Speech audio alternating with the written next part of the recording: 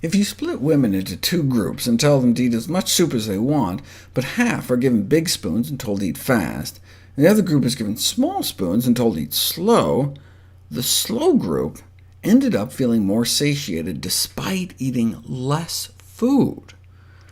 The thought is that prolonged meal duration can allow more time for our own bodies' "I've had enough" signals to develop before too many calories have been consumed.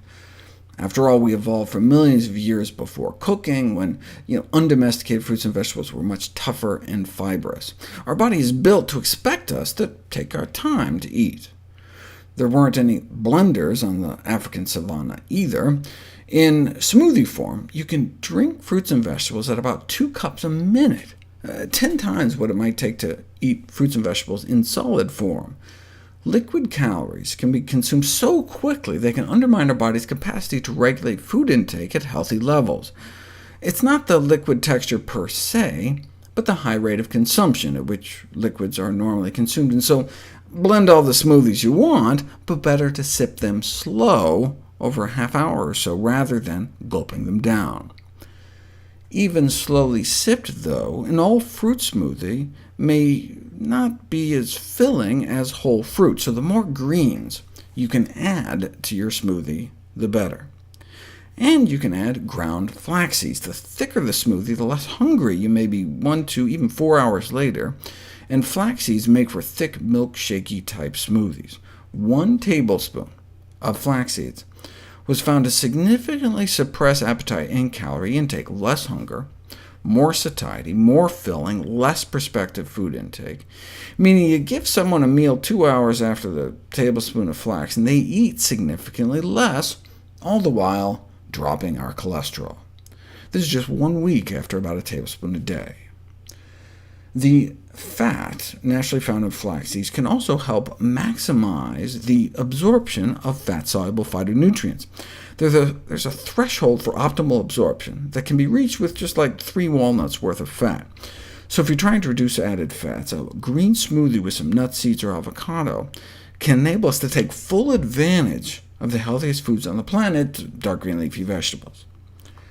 Smoothies also allow us to eat parts of fruits and vegetables we might not otherwise. So, like if instead of lemon juice here in Mayo's basic green smoothie recipe, you used a little wedge of lemon instead, you might get some seeds and peel, which in vitro at least appear to suppress both breast cancer and colon cancer cell growth. Clinical studies on smoothies show what you'd expect to see from eating great foods like greens and berries: improved, enhanced athletic performance and recovery, boosting the antioxidant power of your bloodstream, potentially improving arterial function in the short term and the long term, kiwi fruit smoothies protecting against DNA damage, strawberry smoothies against inflammation. Of course, so would presumably just eating greens, kiwis, and berries intact. There has been concern expressed that drinking green smoothies would bypass the nitrate-reducing bacteria in the mouth, but our body's way too smart for that, and pumps nitrate back into our salivary glands, so even if you deposited greens directly into your stomach with a tube, you'd still produce the nitric oxide so important for artery health. Concerns have been raised that the oxalic acid in vegetables might increase kidney stone risk. But as I've explained in the past, if anything, the opposite might be the case. So, are there any downsides of smoothie consumption? Whether lemon juice or a wedge, smoothies can be sour, and anytime you're eating or drinking something sour, you have to be careful about eroding the enamel on your teeth.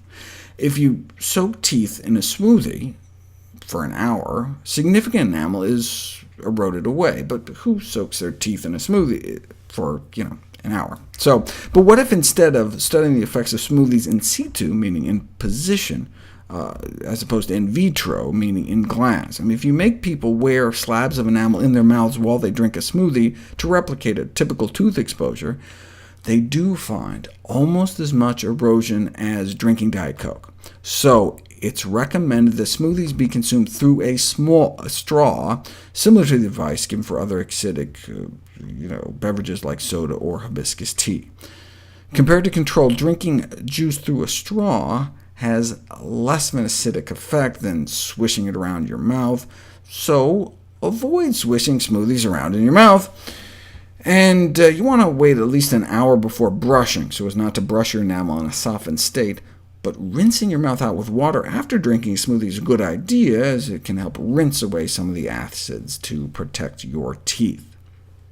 And one final caveat for smoothies: when I advocate green smoothies to boost fruit and vegetable consumption, I'm talking about whole food smoothies, not made from juice or added sugars or human organs. Some women choose to consume their afterbirth. Though described as replenishing and delicious, the problem with eating your placenta is that one of the functions of the placenta is to filter out toxins, and so may be contaminated with heavy metals, as well as pose a food poisoning risk if consumed raw, like in a smoothie. Green smoothies are great, but I'd be cautious about drinking certain types of red smoothies.